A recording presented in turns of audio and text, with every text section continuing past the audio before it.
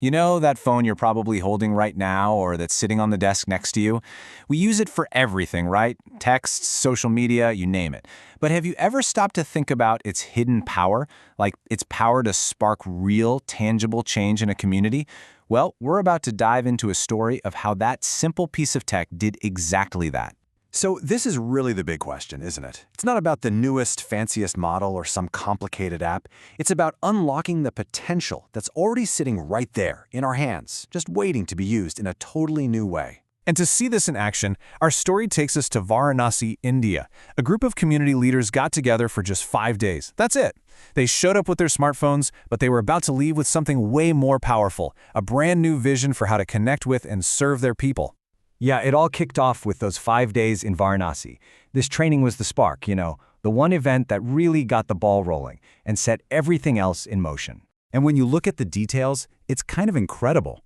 We're talking 35 key leaders, but they weren't all from one place. Nope, they came from 4 different states and represented 5 distinct language groups. So this wasn't just some local workshop. It was a real convergence of influencers from all over, all there to learn one thing: how to turn their phones into little filmmaking machines. And you don't have to guess if it worked. The impact was like immediate. Anil Singh, one of the organizers, straight up called it a transformative experience.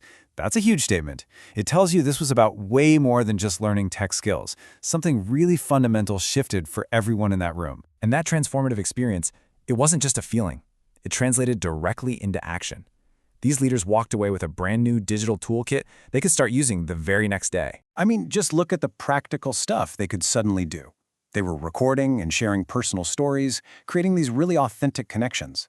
They started making videos specifically for isolated communities. And get this, they were using AI, probably just simple apps on their phones, to create new songs in local languages, like Bhojpuri and Bengali. Wow. They were building YouTube channels, making short clips for social media. It was a complete communications overhaul. Okay, but here's where it gets really interesting. The story didn't just end with the 35 people in that room. Not even close. What this training created was this amazing ripple effect, a cascade that just multiplied the impact far beyond what anyone expected. So it all started with this number, 35. Just 35 leaders, the first seeds planted in this movement. But then they went back to their own communities and trained 45 times more people themselves. That's the cascade effect right there in numbers.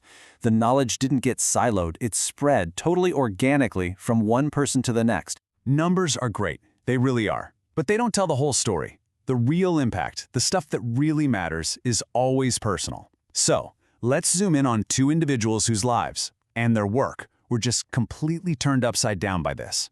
So we're going to look at Jagdish Kumar, a pastor who saw his ministry grow in ways he probably never imagined. And then there's Mahima, a woman who found a powerful new voice to mobilize and fight for her entire community. For Jagdish, you can literally connect the dots. It was this clear, step-by-step process. First, he started using simple videos and presentations to share his vision more clearly, more professionally. That clarity, well, that led directly to step 2. He was able to develop more leaders and disciple his congregation way more effectively. And the end result of all that? Step 3. He planted 4 new house churches. You can draw a straight line from that smartphone training to entire new communities being formed. And then there's Mahima's story, which just shows how incredibly versatile these skills are. She started creating her own teaching videos and designing digital banners. She was recording local songs, but she didn't stop there. She started using media as a tool for social advocacy, taking issues to the village, block, and even district levels. She basically became a media mobilizer for her people. So when you pull back from these powerful individual stories, from Jagdish and Mahima, you start to see the big picture. You see a model for this amazing tech-fueled grassroots transformation. So what's the big takeaway here?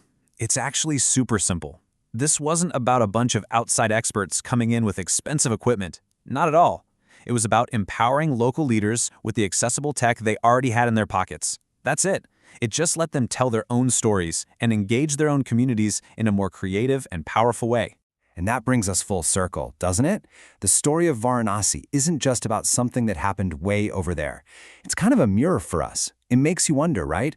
What untapped potential is just sitting there, hiding in the technology we hold in our hands every single day?